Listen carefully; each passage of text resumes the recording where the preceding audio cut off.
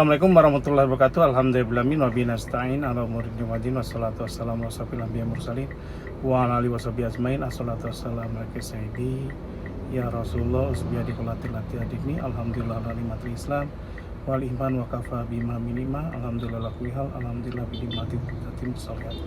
Allahumma inni as'aluka bi anni asyhadu annaka antallah la ilaha illa anta antal ahadus samad lam yalid walam yulad walam yakul lahu kufuwan ahad. Doa terakhir yang saya baca itu, insya Allah kalau kita sering hafalkan ya, kita sering doakan, baca seperti itu akan dimudahkan semuanya gitu. Jadi kita itu jadi dikabulkan semua doa kita gitu. Oke, sekarang saya akan bahas dari kasus dari Pak siapa ini yang di SKDA, Pak siapa ya namanya ya? Boneng namanya Boneng, lucu. Ini Pak Boneng gitu cerita gini.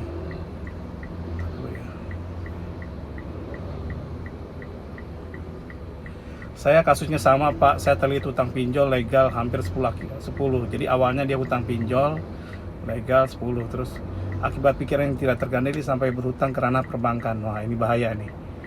Jadi kalau pinjol, saya bahas pinjol aja, yang nggak ada jaminan.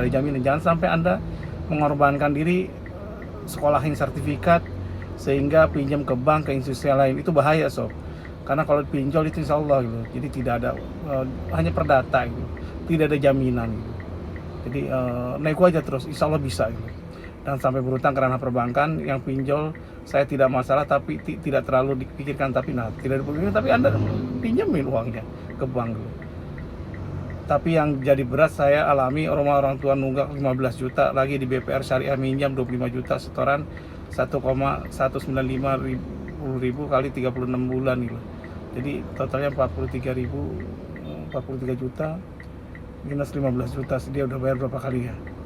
Jadi 15 juta minus kurangnya 28 juta yang sudah dibayar. Apa bisa saya nego Pak? Itu saya kasih keringanan 500 ribu, tapi saya belum mampu karena saya sudah tidak punya penghasilan cukup untuk bayar. Pertama gini, ketika Anda sudah tidak mampu segala macam-macam, Anda perlu datang ke bank gitu. Jadi intinya gini, datang ke bank, nego aja ke mereka semua, ceritakan kondisinya segala macam-macam. Kalau seandainya Anda sanggupnya berapa, 500, nggak sanggup ya 300 gitu. Dari jadi 1,25. Kenapa gitu loh. Terus kalau bisa sih, kalau sudah agak sehat sedikit, sekarang Anda bayarnya semampunya Anda gitu. Kalau nggak mampu banget ya ngomong ke banknya gitu. Seperti apa ngomongnya ya, saya niat intinya gini, hutang itu tetap harus dibayar. Cuman kelebihannya bank syariah dengan bank yang lain, ini saya ngalami salah satu bank syariah ya, segala macam-macam. Biasanya kalau restrukturisasi diperpanjang pinjaman kita, itu akan nambah ininya kita, hutang kita. Nah di perbankan syariah itu tidak gitu. Memang awalnya kalau bagi hasilnya itu cukup besar, jadi lebih murah perbankan umum gitu. Tapi intinya ketika ada masalah seperti ini, itu kita perpanjang waktunya segala macam-macam, itu tidak nambah ini lagi, tidak nambah apa. Meskipun kadang bank itu agak nakal-nakal dikit, dalam artian apa? Saya dikasih restruct setahun bayar mungkin setengahnya atau 30%-nya. Tapi nanti tahun berikutnya langsung melonjak lebih tinggi lagi. Yuk nego aja gitu. Karena di syariah itu intinya apa? Kenapa syariah? Karena apa? Karena tidak perlu ada tambahan biaya lagi gitu. Jadi tidak ada denda, tidak ada bunga, tidak ada apapun. Dia selesai komplit. Jadi kalau memang Anda disuruh bayar berapa kali sebanyak dari 25 juta menjadi 48 juta atau berapa juta, ya udah diputus di situ sampai di situ. Jadi intinya seperti itu. Jadi kalau seandainya Anda mau yang penting dilunasi aja terakhirnya gitu. Itu. Tapi kalau kita ada uang pun kita nego lagi bisa sob. Contoh sisanya menurut hitungan kita udah bayar berapa gitu. Kita percepat pelunasannya, kita nego aja. Bisa nggak dikurangi lagi gitu. Insya Allah bisa gitu. Jadi intinya kalau amalnya di syariah, kalau benar-benar bank syariah ya, itu seperti itu. Kalau nggak bisa, kalau mereka tetap ngotot segala macam, melakukan perlawanan, kita ke Dewan Syariah gitu. Bank syariah terus ada Dewan Syariahnya gitu. Jadi bukan lewat Dewan Syariah, bilangin kondisi kita seperti ini. Nah ketika Anda tidak mampu seperti tadi segala macam-macam, datang ke bank segala macam-macam. Kalau bisa sih ada video selfie dengan pihak bank supaya apa, kita kumpulkan bukti. Jadi dimanapun kalau kita melakukan suatu negosiasi dengan bank, bukti itu penting gitu.